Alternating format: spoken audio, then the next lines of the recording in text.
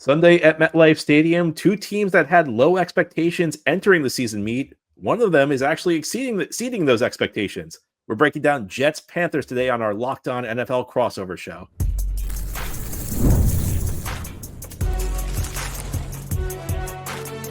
You are Locked On NFL crossover, part of the Locked On Podcast Network. Your team every day. Welcome, Jets fans and Panthers fans. I'm John Butchko, the host of Locked On Jets, alongside Julian Council, the host of Locked On Panthers. We're here to get you ready for the Carolina Panthers coming to MetLife Stadium this Sunday to take on the New York Jets. You should know that Crossover Thursday is presented by Prize Picks. Download the Prize Picks app today and use code LOCKEDONNFL to get $50 in lineups after you play your first $5 lineup. Well, Julian, great to be with you. I think the last time the Jets and Panthers met, it was the season opener in 2021. It was Sam Darnold's debut with the Panthers, Zach Wilson's debut with the Jets, and very different times in some ways, and in other ways not so different because the Jets are still terrible.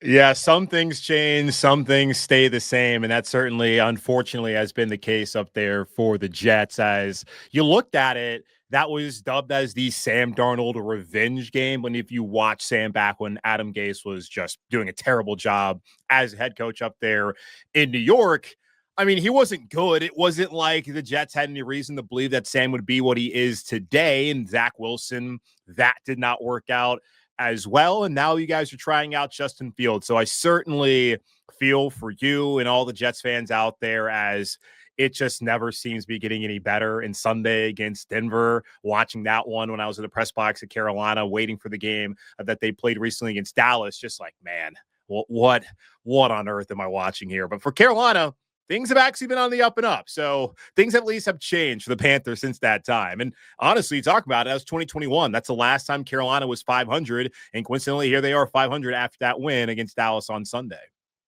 Well, we have plenty of time to go into the disaster that is the 2025 New York Jets. Let's start off with some positivity. What's the big story in Carolina this week?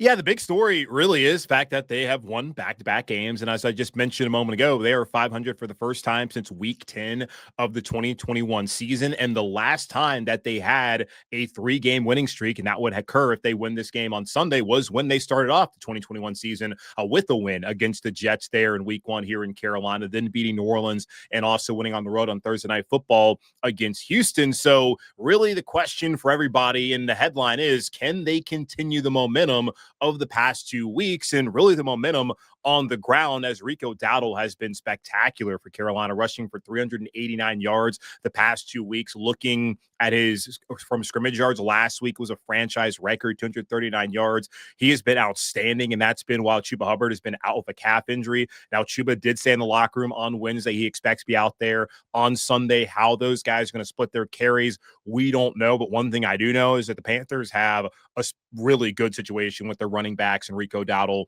and Chuba Hubbard over the last couple of weeks and heading into the rest of the season. So really, can they avoid what would be a bad loss for Carolina? I know the Jets open up as favorites. That's since shifted to Carolina being the favorite on the road, where so far this season they are 0-3 and really haven't been all that competitive in most of those games. They had to come back against Arizona, that fell short. And Derek Brown did say in the locker room on Monday that they would be fools, his words, not mine, to overlook the Jets, considering the Panthers 2 years ago were 0-6 and in this position before they beat Houston. Then last year they were 1-7. So Carolina is familiar with bad starts, and they know the desperation of a team like New York. So can they avoid that loss? Can they get the 3-3 and then have a big litmus test the next 2 weeks against Buffalo at home, then on the road in Green Bay? Julian, the Jets have not made the playoffs since 2011. So sometimes when the Jets are about to play a team, like I look at how that team's done since 2011. That was the year the Panthers had the number 1 pick in the draft, and they picked Cam Newton, who is now retired. So the number 1 pick in the draft, the year the Jets playoff drought started, is now retired. That speaks volumes about the direction of this franchise. But the Panthers, of course, have another number 1 overall pick playing quarterback for them right now. For Jets fans who haven't really followed closely, how's Bryce Young looking this year? Yeah, Bryce has had an up and down season so far. He started off the year just really poorly like he did last year. He had the turnovers against Jacksonville and Arizona on the road that both led to 10 points, and you just can't spot your opponents that amount of points, especially when you're the Panthers and you're not yet to the talent level to win every single Sunday when that happens. Now, they did overcome it 2 weeks ago against your AFC East rivals, Miami, as they gave up 14 points there, both off of Bryce Young turnovers. But after that, Bryce really made some big plays in that game. There's a 4th down where he rolled out, was able to find Turmoil McMillan, a touchdown pass to Xavier Legette. Then on that final drive that they got the lead in that game, nice throw to Legette, a nice throw to Jimmy Horn Jr., then a touchdown and a game-winning touchdown to Mitchell Evans. So I think Bryce has been solid the last couple of weeks. The only thing is, like, the passing game isn't necessarily explosive at this point in time. And a big reason that is Xavier Legette didn't play 2 games. And he's even had his struggles so far this season. Turmoil McMillan's been outstanding, though. And they haven't had Jalen Coker yet. He may make his debut on Sunday up there in MetLife Stadium. They're still trying to figure out JT Sanders. He's been dealing with an ankle. We'll see if he's back. So they haven't had all their pieces there. And the offensive line's been banged up, but it has not been a problem at all. So Bryce, he's been fine. He's been playing his 111, something that Dave Canales talks all the time. But we're not at the point here in Carolina just yet where you feel completely comfortable with him and think that he absolutely will be the franchise quarterback for the Panthers moving forward. Well, I can tell you the era where Jets fans felt good about Justin Fields lasted 1 week. He was phenomenal week 1 against the Pittsburgh Steelers, and ever since then, it's not been very good. And that, I'll tell you, Julian, you know, you mentioned you were in the press box watching the game last week in London. You sitting in the press box had more net passing yards than Justin Fields did. Negative 10 net passing yards for the Jets. Ugly performance, and things could get uglier because Garrett Wilson is injured, suffered a hyperextended knee, and I'm not really sure where he's going to throw the ball because Locked On Jets all year. One of the things I've been saying is that the player the Jets cannot afford to lose is Garrett Wilson. I don't think it's an exaggeration to say that the receiver group the Jets will put on the field Sunday in this game is going to be one of the worst receiver groups in recent memory. You have Josh Reynolds, who is probably the best receiver other than Garrett Wilson, and he may not play. He was on the injury report on Wednesday. He missed practice. After that, you've got Alan Lazard, who was a free agent signing a couple of years ago, had some degree of chemistry with Aaron Rodgers, but he's the year Aaron Rodgers missed, Lazard was a healthy scratch for a game or two. I mean, that's the point it got to, even as a big free agent signing, and he has really not been a factor this year. You've got Tyler Johnson, who's a career depth receiver. You've got Arian Smith, who's a 4th round pick out of Georgia, and really has not done a whole lot. 4 catches for 24 yards. No, he's a gadget guy, and like I'm honestly shocked that a team was willing to draft him that high. Because like you look at Georgia last year, like I don't know how much college football you watch, John, but Georgia's issues offensively last year, in large part offensive line injuries, but the receiving core is terrible. And Arian Smith was a part of that. Like he had decent numbers on paper, but if people watch the game, like that's not the kind of guy that you want to have in your like top 3 of an NFL rotation, which appears to be the case right now with the Jets. And never mind what Malachi Corley, who they drafted last year, no longer around. So great job, Joe Douglas, who of course is no longer there with that job. That's a tough situation that the Jets got going on right now. You hear that, Jets fans? It's not just me saying this stuff. The objective observer is saying that Arian Smith was a very shaky pick in the 4th round. Terrible pick. Should have been like an undrafted player. I don't know how anyone takes him.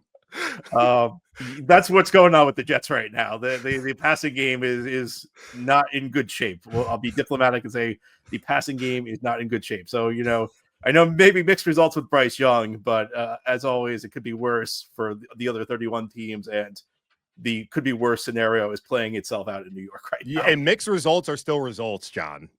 Yes. What we wouldn't give for some of those in New York. But ahead here on our Locked On crossover episode today, we're going to get to the key matchups. Which battles will decide this game? That's what Julian and I will talk about ahead here on Crossover Thursday here on the Locked On Podcast Network.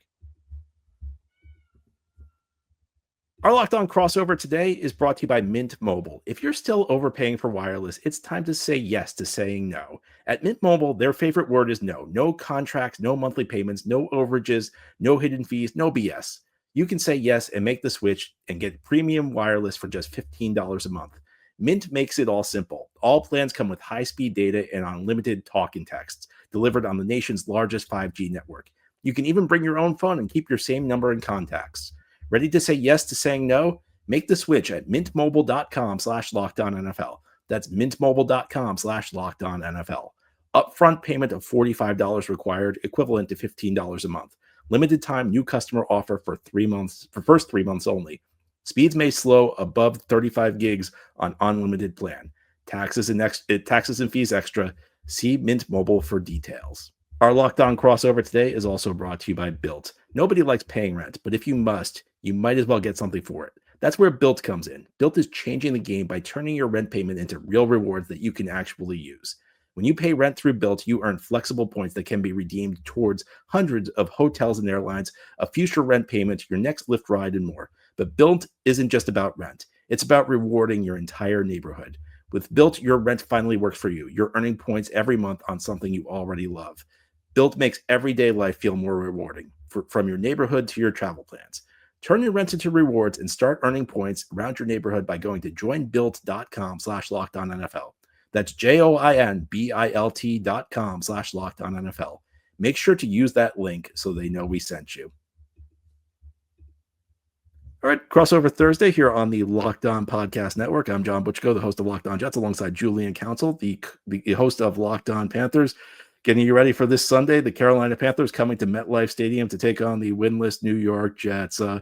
Julian, as you look at this game, what's one matchup you're looking at that you think could play a role in deciding this one?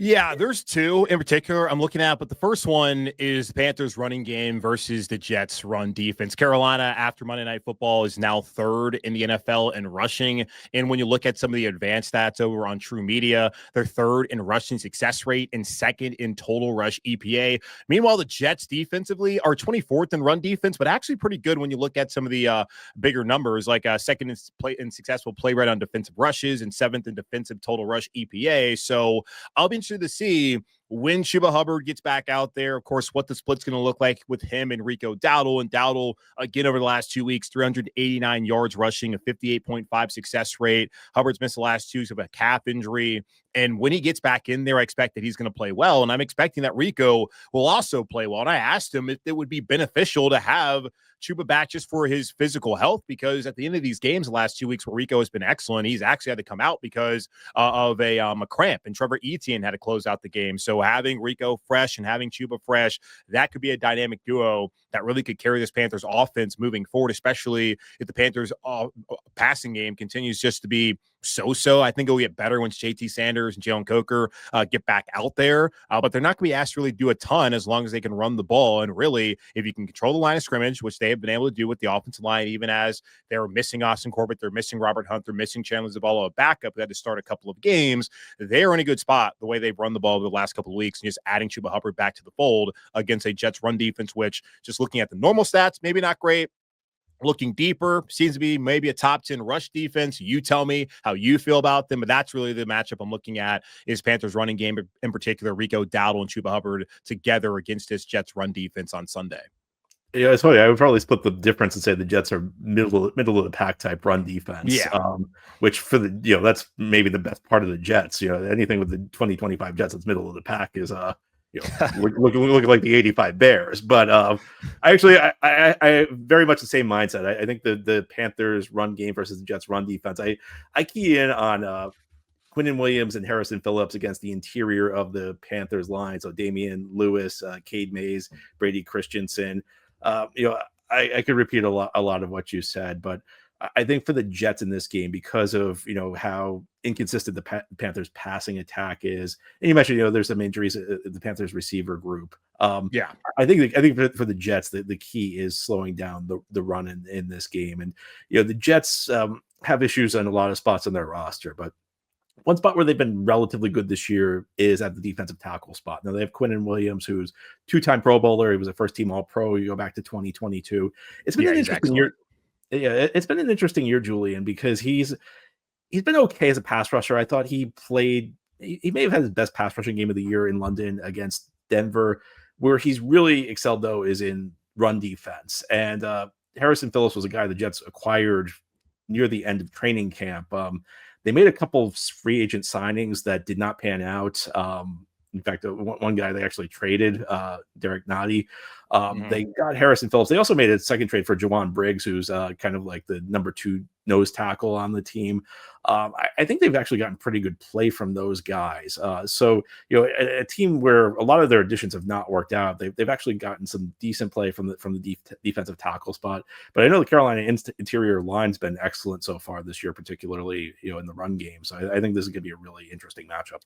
Yeah, and it will be too, because you talk about that. Like Cade Mays has had to fill in over the last couple of weeks for Austin Corbett at center. Now, Corbett did have his practice window opened up on Wednesday. They were not in pads. They'll be on pads on Thursday. And he was saying on Wednesday that, yeah, I feel good, but I can't really know until I'm actually out there banging around in pads. So I don't expect that he'll be out there on Sunday. I think it's going to be something where they let him ramp up a little bit longer. He has 21 days to be activated or be placed on season-ending IR. Obviously, they would place him on the active roster at that point in time.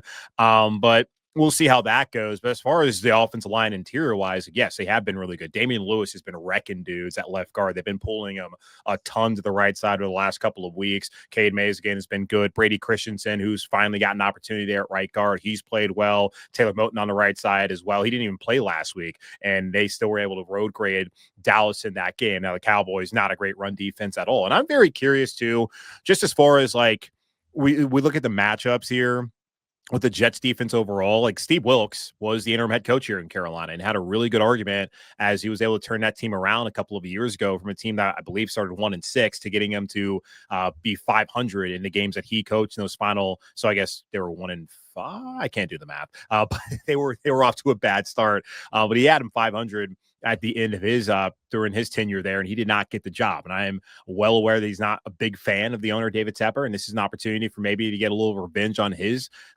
perspective as a DC, but we'll see. One other thing I'm looking at too is the Panthers pass rush versus the Jets pass protection. The Panthers lost their starting outside linebacker, Pat Jones, II, to a lower back injury that's going to cost him the rest of the season. You look at it right now, Carolina, they're dead last in PFF pressure percentage at 24%. If you look at Pro Football Reference, it's even worse. Their models have them at 8.4% pressure rate, which is not good at all. They only have 5 sacks, which is worse than the NFL. Conversely, though, the Jets, they are allowing a PFF pressure percentage of 51.1%. They've allowed 112 pressures and 25 sacks on the season, including 9 on Sunday. But here's the thing. Sacks are not an offensive line stat. They're a quarterback stat. And if anyone watched that game on Sunday in London, they understand that it's not the Jets' offensive line, which isn't good, but it's not their fault what happened on Sunday. Justin Fields, I was looking at this number over on True Media. He has an average clean time to throw of 2.5 seconds. That's the second most in the NFL behind Jalen Hurts up there in Philadelphia, where they actually have a good offensive line. He's holding on to the ball too damn long. And if he does that again on Sunday, maybe this Panthers pass rush, which hasn't really gotten a lot of pressure, will get a lot of pressure. So that's another matchup I'm looking at. Really, it's the Panthers pass rush versus will Justin Fields throw the damn ball?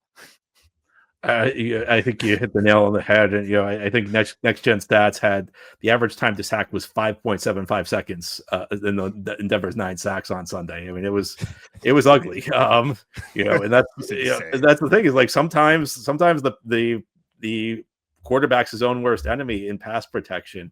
I'll give you my second matchup. It's actually a coaching matchup. It's Tanner Angstrand, the Jets offensive coordinator, against Ejiro Evero, the Panthers defensive coordinator. And the reason I say that is with Garrett Wilson out, the Jets are really going to have to try to figure out ways to manufacture offense. And I think a lot of it's going to have to be, especially in the passing game, it's going to have to be play design. The Jets are going to need to lean on the screen game, and Jets really did not get to the screens much on Sunday, which did not make a lot of sense because the Jets were having a lot of trouble with the blitz. Maybe it was Justin Fields who was having trouble with the blitz, but Fields was also not seeing the field well.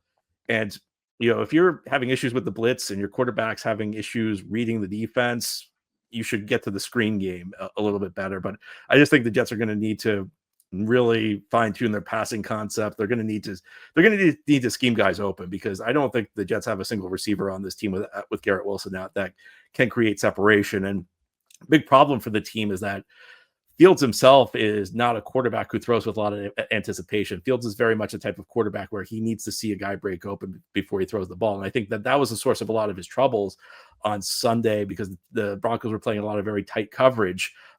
Guys weren't breaking open. And I think that Fields gets a little hesitant in those situations. Fields hasn't thrown an interception yet this year. So, the one thing you will say for him is that he protects the football. So with his hesitation, maybe doesn't turn it over, but it kind of limits the passing game. So I think the Jets coaching staff's really going to have to put together a good game plan to try and figure out how to move the ball through the air. Yeah, and you look at Denver as well. Like, that's a team that blitzes a lot. Like, that's what Vance Joseph defenses do, and they are right now 4th in the NFL in blitz percentage when looking over at True Media. Well, Carolina's only 21st. They haven't really tried to manufacture a ton of pass rush so far this season. Maybe they tried a little bit more on Sunday because of the state of the Jets' offensive line, but really the state of Justin Fields not getting rid of the ball on time. So we'll see if they decide to try to scheme it up, maybe get Carolina on the okie doke. But I don't know if Carolina's going to even want to do that. If they can just stand there and try to make Justin Fields read the defense, I think they probably should have enough success in that respect. And you look at last week, the way the Jets play, they play a zone defense, so they don't move their corners next to with the number one guy. So that's been a point of contention with the fan base. JC Horn actually did ask at the end of that game last Sunday to go cover George Pickens as he was just dicing up Mike Jackson on the other side in that game. Shouldn't really be an issue this weekend, just based off of the fact that Garrett Wilson's not out there and the state of the Jets wide receiver room. Yeah, I mean, if you follow PFF grades, which I think PFF grades have their positives and negatives, but mainly the number one receiver would be Josh Reynolds, who's currently the 89th highest graded receiver, and he's injured. He may be injured, so if we go to that, I don't think the Jets would have a receiver in the top 115 playing in this game. So. Not good. But ahead here on our crossover Thursday edition of Locked On Jets and Locked On Panthers, you've heard the big stories around these teams. You've heard the key matchups. We're going to get into keys to victory. What do the Jets and Panthers need to do to win this game? We'll tell you as we continue here on our crossover Thursday episodes of Locked On Jets and Locked On Panthers. Today's crossover Thursday edition of Locked On Jets and Locked On Panthers is brought to you by Mazda. Mazda crafts cars for those who do more than simply move. Mazda delivers confidence with every ride, with more IIHS Top Safety Pick Plus awards than anyone else as of August 2025. From footwork to breathwork, athletes sweat all the details, and Mazda brings this same intention to how they craft every model. You can feel the craftsmanship in every detail, from the metallic accents to the available Napa leather upholstery. You can make everyday drives feel like anything but, from smooth handling to intuitive controls. With all-wheel drive standard in every crossover SUV, you can drive with confidence through almost any season. Like our players, we sweat every detail, because when you make every move count, impossible becomes irrelevant. Mazda, move and be moved. It's Crossover Thursday here on the Locked On Podcast Network. I'm John Butchko, the host of Locked On Jets, alongside Julian Council, the host of Locked On Panthers. Getting you ready for Week 7 action. New York Jets at 0-6, looking for their first win. The surprising Carolina Panthers looking to go over 500. Julian, let's talk keys to victory. Yeah, let's do it. So the 3 ones I have for Carolina right now: continue the success on the ground. They've been outstanding so far the last 2 weeks, especially as Rico Dowdle has run all over Miami and Dallas, respectively. 2 not great defenses against the run. Now the Jets, as you look at it, one stat says not all that great. The others say, okay, top 10. You watching it, you say middle of the road. And I think that's probably fair when you have such a disparity between just the basic total yardage and some of the more advanced analytics. But this should be a team that Carolina should be able to have success against. Now, Quinnen Williams, he obviously is a menace there at defensive tackle. So we'll see how they're able to block him in the run game. But I expect that Carolina, even bringing in Chuba Hubbard, and maybe there's going to be a little learning curve there, trying to get both Rico and Chuba touches and getting those guys in rhythm. I'm expecting them to have success again on the ground on Sunday. Number 2, get pressure on Justin Fields. If you're able to do that, whether that's him holding onto the ball too long, you actually being able to get those pressures off the edge or in the interior, that's going to lead to mistakes, and that's going to lead to a Panthers victory on Sunday. And then number 3, stay in the fight, man. You look at the road game so far. They're 0-3 on the road, 3-3 at home. At some point in time, the tide's got to turn. If it's going to happen, it's going to happen on the road this Sunday against the Jets of all teams, I would think. And they haven't given themselves an opportunity in a lot of these road games. They did not give themselves an opportunity against Jacksonville as they got down 20-3 at halftime. The next week, they were down 20-3 again in that game against Arizona. And then against New England, they got blitzed. They were up 6-0. Things were going fine. And then they gave up the punt return touchdown. Marcus Jones couldn't stop the run on the next drive. And the rest is history as New England ran off and won 42-13. Now against this team, Jackson, you look at it, not bad. They beat the Chiefs. They're 4-2. New England, clearly, they're top of the division right now in the AFC East. So it looks like they're pretty doggone good. At Arizona, they're in free fall mode since that game. Like, this is a game that Carolina has to be in the whole time. There's no reason they should be getting down by 3 touchdowns, hell, even 2 touchdowns in this game. This is one where you have to stay in the fight on the road. Whatever demons that they have right now, you got to overcome those because, like, of all games against all teams, like, this is the one you have to have on the road. I hear that a lot this year. I'll give you my keys. Number one is I think the Jets need to have a more diverse set of run plays. Heading into the season, I thought that this was going to be a very creative rushing attack, and it kind of has to be when Justin Fields is your quarterback. We know that Fields is still a work in progress as a pocket passer, but he can make things happen with his legs. And I've been surprised at not the types of plays the Jets have run and the volume Fields has gotten or not gotten. He has not had more than 7 rushing attempts since week 1. And, if you go back to his best season in 2022 with Chicago, he was averaging almost 11 rushing attempts per game. Now, some of these are coming on scrambles. And one of the things with Justin Fields is that while he's a very talented runner, he doesn't always pick his spots well on scrambles. But that's not something the coach can really control. What the coach can control are the types of run plays they execute. And for Fields against Denver on Sunday, the only rushing plays that the Jets ran, he outside of his scrambles, they ran a couple quarterback sneaks in short yardage situations, and then a couple very basic zone reads from the shotgun. No real eye candy, no motion, and I don't think that can work with Justin Fields as quarterback. I think if you're going to lean into the run game to replace some of the passing that you're not going to get, you have to kind of have to disguise things better, and you have to run a more diverse set of plays. I think it's been one of my biggest disappointments with the new offensive coordinator Tanner Engstrand. I mean, the most creative the Jets have gotten is they'll put Max Mitchell, a backup offensive lineman, in there along with 2 tight ends. They'll run these jumbo packages.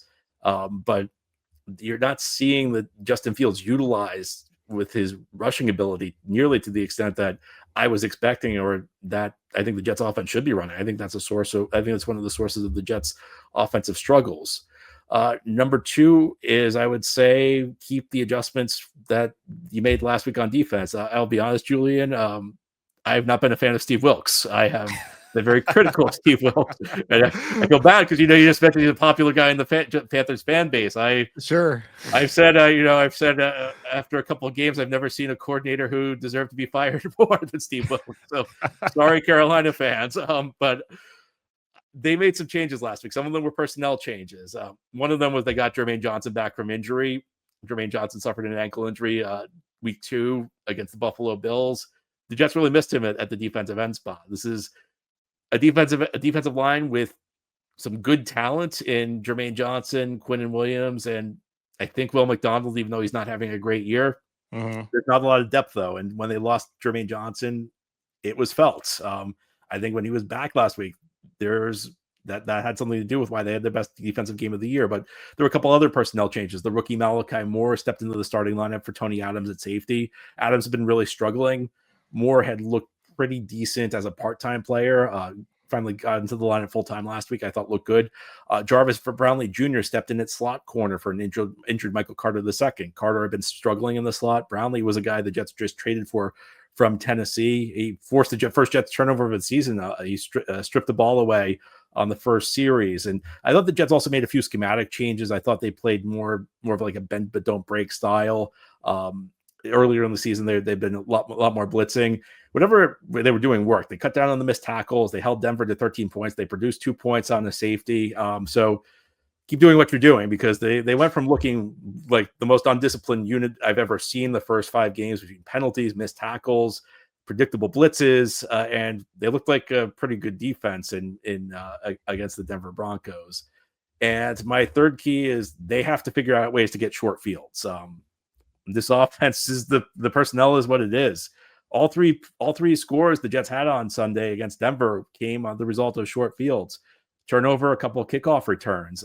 So Jets need to figure out how to do that. And there are lots of different ways you can do it, but this offense is not going to be able to sustain long drives with this receiver group. And that's so I think that they need to help this offense out as much as they can, especially with Justin Fields struggling to the extent he is. Yeah, and for Carolina, obviously you can't give them those short fields by making mistakes, and that's really the only way New York wins this game, just based off of where these teams are trending at this point in time. But the Jets, I mean, they're pros over there. They got good players defensively, as you mentioned. Maybe things haven't worked out so far with Wilks, and he still, even when he was going on that run, there were some people who were like, we don't want Ron Rivera 2.0, as if like the Ron Rivera era was like a terrible era in Carolina. Like that's the best it's ever been here, which I mean, people can argue with me if they want about that. I just thought that was funny. And then just to hire Frank Reich and for him to get fired 11 games into it, it's like, maybe Steve Wilks would have worked out. So I don't know. Hasn't worked out. It worked out for a year in San Francisco for Steve as they went to the Super Bowl. And I think in large part it's because of the Niners and Kyle Shanahan and all that they have there. But yeah, very interesting game on Sunday from both perspectives. Like the Jets, if they can get that win, a little bit of heat off of the backs of that coaching staff, guys feeling good. You're not having to hear any we shoot ourselves in the head quotes from Breece Hall like we got a couple of weeks ago, which was just amazing. But yeah, for Carolina overall, like this is when you have to win. You win this, that's 3 straight wins. That's your 4-3. Now, how good are the teams that you would have beaten? Looking at Miami, they're not very good, obviously. Dallas, they're not that great. They're fine. And in Atlanta, I think is a lot better than what they showed a couple of weeks ago. But for a fact, we know that the Jets are not a good football team and are not going to be a good football team this season. Like this is a game that you got to have. So you get the 4-3, then you get Buffalo at home next week. You get Green Bay on the road after that. And we get to find out just how good this team is. But I'm going to sit here and tell you right now, John, I don't trust them. I don't trust this team to go up there and win this game. I think they should win the game. And I think that they will. But I mean, I still wouldn't be shocked if they didn't. That's I'll say that. Hope Panther fans aren't mad at me for believing that. But there's plenty of people who've already made the joke immediately after that game against Dallas, like watch them just go up there in New York and go lay an egg and lose that game against the Jets. I don't think it's going to happen, but it's not out the realm of possibility, my friend. Let me put your mind at ease. You said Dallas isn't a very good team. Miami isn't a very good team. Well, they both beat the Jets pretty handily. So yes, that's true. You got to feel good from that standpoint. But anyway, Julian, always great chatting with you. I wish we could do this more than once every 4 years. But that's all for our crossover show today. Here at the Locked On Podcast Network, our motto is your team every day. We have new episodes of Locked On Jets and Locked On Panthers every day, Monday through Friday. So tune in tomorrow. Locked On Jets, Locked On Panthers. We'll continue previewing this game to get you ready for Sunday's matchup between the Jets and Panthers at MetLife Stadium.